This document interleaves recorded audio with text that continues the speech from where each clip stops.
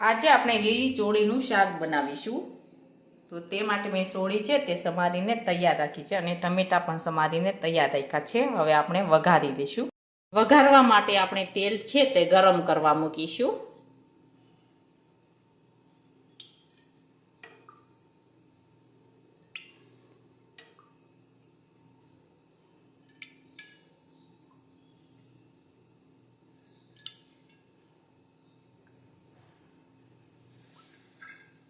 હવે આપણે તેલ છે તે ગરમ થવા દઈશું.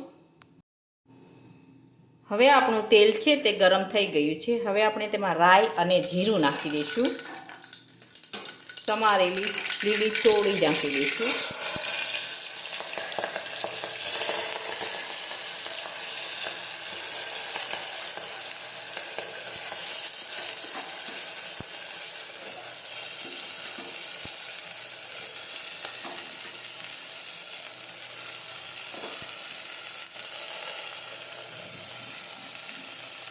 હવે આપણે સમારેલા ટમેટાં નાખી દઈશું. હવે આપણે સાતળી લઈશું.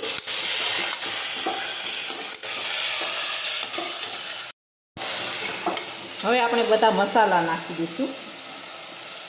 જીરું નાખીશું.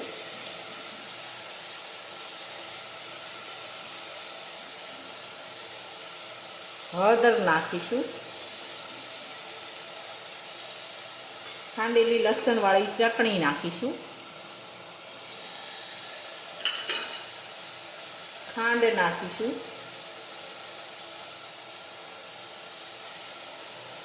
મીઠું નાખીશું.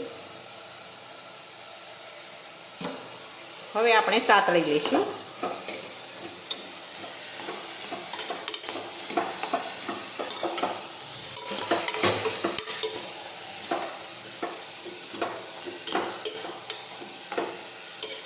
હવે આપણે પાણી ઉમેરીશું.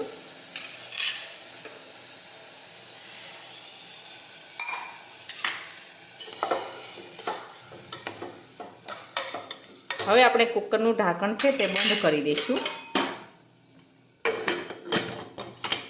હવે આપણે સડવા દઈશું. હવે આપણું શાક છે તે સડી ગયું છે. હવે આપણે ગેસ છે તે બંધ કરી દઈશું.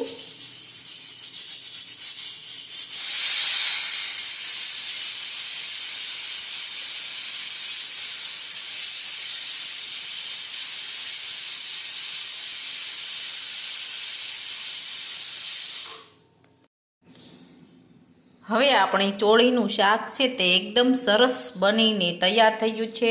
અને અમારો આ વિડીયો ગમે તો મારી JK કુકિંગ્સ એન્ડ હેન્ડવર્ક ચેનલને લાઈક કરો, શેર કરો અને સબસ્ક્રાઈબ કરો.